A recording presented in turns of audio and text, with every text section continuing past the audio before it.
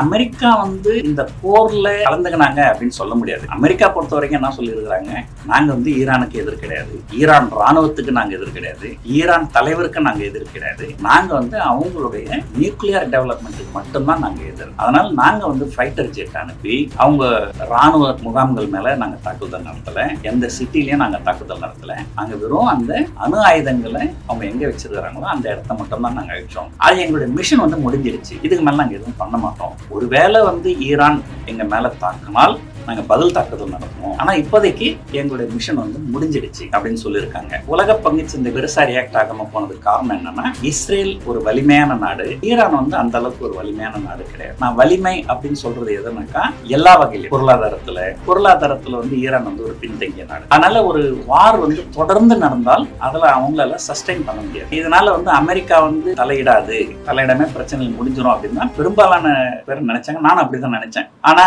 Iran கொஞ்சம் பிடிவாதமா இருந்தாங்க. அவங்க சமாதானத்துக்கு வரமாட்டேன். அமெரிக்கா ஒரு இது பண்ணிருக்காங்க. கொஞ்சம் ஒரு பேனிக் உலகம் முழுக்க இருந்தது.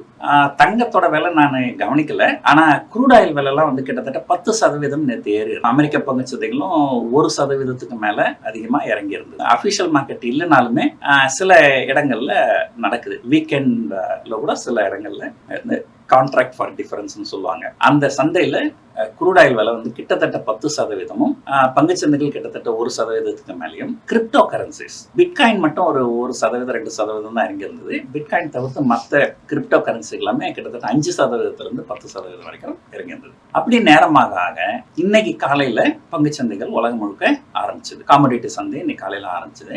இந்த 24 மணி நேரம் கவனிக்க வேண்டிய சில விஷயங்கள்.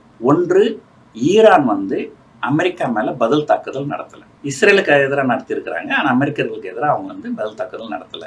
குரூட் ஆயில் கிட்டத்தட்ட 10% இறங்கி இருந்தது. இப்ப பாத்தீங்கன்னா ஒரு 1.5%, 2% அப்படின்ற அளவு தான் இறங்கி இருக்கு. பங்குச்சந்தைகளும் உலகம் முழுக்க ஓரளவு நல்ல ரெக்கவரி இருக்கு.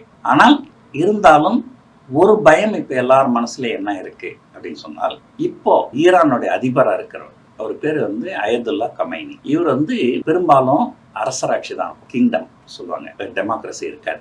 ஈரானும் ஒரு காலத்துல ஒரு அரசருடைய ஆட்சியா தான் இருந்தது. அந்த ஈரானுடைய அரசருக்கு எதிராக ஒரு கலகத்தை உண்டு பண்ணாரு இவரு. யாரு? இந்த அயதுல்லா கொமைனி. இது நடந்து கிட்டத்தட்ட ஒரு 45 வருஷம் ஆகுது, 1979 முன்னாடி. ஸோ அதனால இது கலகம் அப்படின்னு சொல்லணுமா, புரட்சின்னு சொல்லணுமான்னு தெரியுது. ஆனா ஜெயிச்சிட்டாங்க அவங்க, அதனால அதை புரட்சின்னு தான் சொல்லணும். இந்த அயதுல்லா கொமைனின்றவரு ஒரு புரட்சி ஏற்படுத்தினாரு. ஒரு காலகட்டத்துல அந்த நாட்டுல இருக்கிற ஆயில் ரிஃபைனரிஸ் எல்லாமே இந்த புரட்சியாளர்களுடைய கண்ட்ரோல்ல வந்துருச்சு. அவங்க என்ன பண்ணிட்டாங்க, ஈராக்ல இருந்து எந்த ஆயிலும் வெளியே போகாத மாதிரி தடுத்து நிறுத்திட்டாங்க.